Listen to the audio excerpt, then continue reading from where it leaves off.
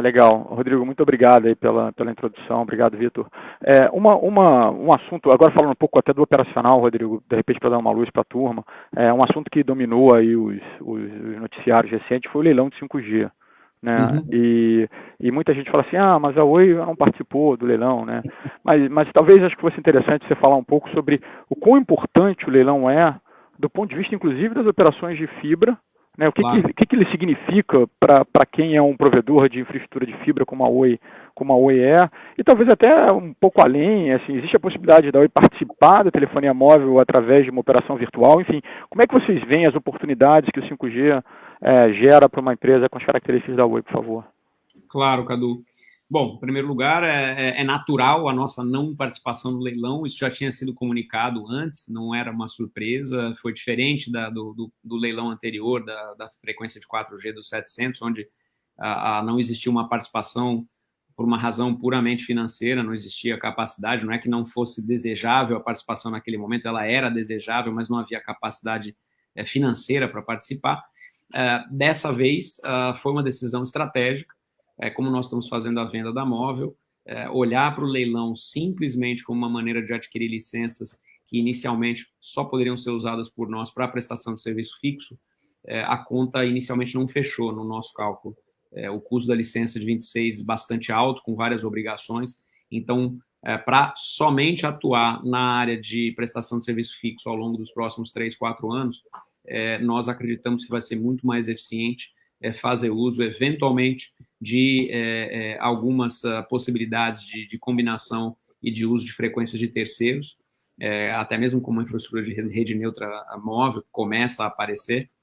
A gente sabe que existiram algumas vendas regionais que podem passar por aí, e não fazer um investimento direto dedicado na licença. Obviamente que a licença do 3,5 e a licença do 2,3, que são licenças voltadas basicamente para o uso do SMP, essas não faria sentido nenhum para a companhia adquirir, até porque existe, como parte da transação, um acordo de não competição, que é absolutamente natural nesse tipo de situação e que vale também para as operações virtuais, Cadu. Obviamente que quando isso terminar, a companhia, sem dúvida nenhuma, vai voltar a sua atenção para entender aonde deveria atuar. Mas esse aonde é um aonde mesmo, não existe a perspectiva inicial de plano de você voltar a ser um grande operador móvel competindo para tentar, de novo, marcar espaço nacional como um quarto operador. A gente acredita que, do ponto de vista de estrutura de mercado, a visão de 4 operadores é uma visão que está, de alguma maneira, até já superada. Esse é um dos grandes pontos de mérito no caso do CAD, que é uma visão de que o Brasil talvez tenha dificuldade de comportar 4 operadores hoje em função do nível de competição e do nível de custo e de receita que é oferido pelas operadoras. Então, sem dúvida nenhuma, vai existir essa possibilidade no futuro, mas de maneira muito focada. Agora, em relação ao 5G, como você comentou, eu queria destacar primeiro uma coisa que não tem a ver com o que você falou e depois responder a tua pergunta.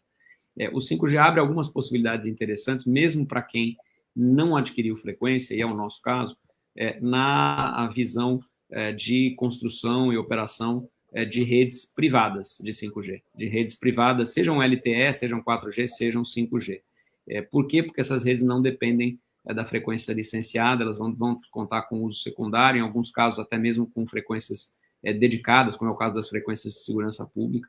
Então, está no radar, e não só está no radar, mas está no plano e já está sendo executado pelo time de Oi Soluções, trabalhar com grandes corporações para poder atuar e atender a construção e operação de redes privadas.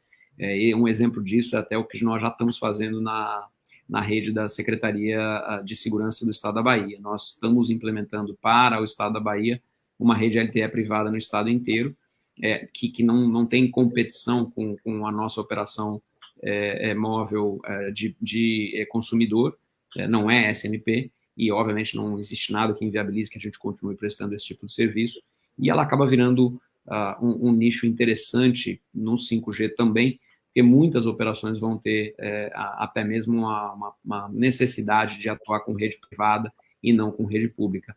Hoje o volume de investimento em rede privada, até mesmo em tecnologia para rede privada, é bastante impressionante. Você consegue hoje, não sei se vocês sabem, mas você consegue hoje, por exemplo, em um site industrial ou em uma planta de mineração, você consegue criar até mesmo uma rede completamente autocontida dentro do site, com core, com acesso, com todos os elementos, todos os equipamentos de constituição da rede localizados. Então, é um nicho interessante que a gente vai explorar. Do ponto de vista da fibra, você mesmo já mencionou, Cadu, o 5G é um grande consumidor da fibra, é um grande indutor da fibra, seja para transporte de longa distância, no backbone e o backhaul, que vão fazer parte da Vital e que, obviamente, hoje já atende a todos os operadores de uma maneira mais abrangente, seja na capilaridade de conexão das antenas.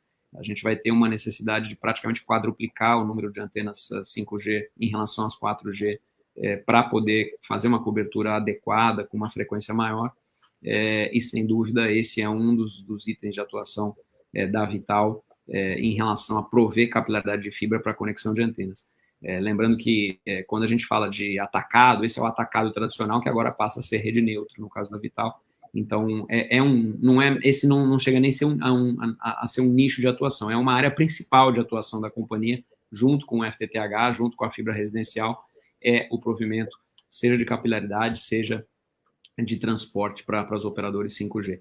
E isso vai valer para os grandes e vai valer também para as operadoras regionais, que adquiriram licenças regionais, mas que precisam se conectar a backbones nacionais e que, às vezes, precisam de uma capilaridade que talvez a gente já tenha instalado para atender conexão de antena. A outra coisa que vale destacar no caso do 5G é que o 5G ele também trouxe uma dinâmica interessante, que, por um lado, ela abre oportunidades para os regionais, então a gente viu alguns provedores regionais adquirindo licenças nesse processo, mas, por outro lado, ela também coloca uma pressão de caixa interessante em cima desses mesmos provedores, porque o investimento em 5G é um investimento pesado, é um investimento de você fazer não só a cobertura básica, mas também todo o atendimento às obrigações. Então, isso no caso das operadoras grandes. Então, você tem aí um consumo de caixa adicional esperado por esses players, que acaba fazendo com que, no nosso caso, exista um foco muito grande só na fibra, e a ideia é aproveitar até mesmo esse momento de mercado para acelerar o momento de crescimento da fibra no país, para que a gente possa fazer uma ocupação ainda maior em relação ao plano que tinha sido desenhado.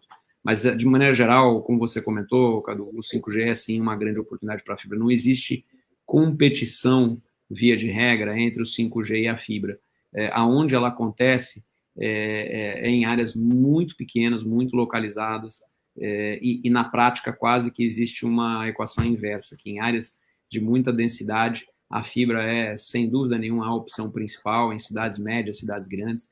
Em áreas muito pouco, de muito baixa densidade, muito pouco populadas, aí onde a fibra talvez não tivesse a sua equação econômica viável, aí você consegue fazer algum atendimento, embora não de velocidade e de tráfego comparável ao tráfego da fibra, mas você consegue fazer atendimentos com o 5G. Então, é uma complementação e uma oportunidade, não é propriamente uma competição. A competição é realmente numa zona cinzenta muito pequena. Obrigado, Rodrigo.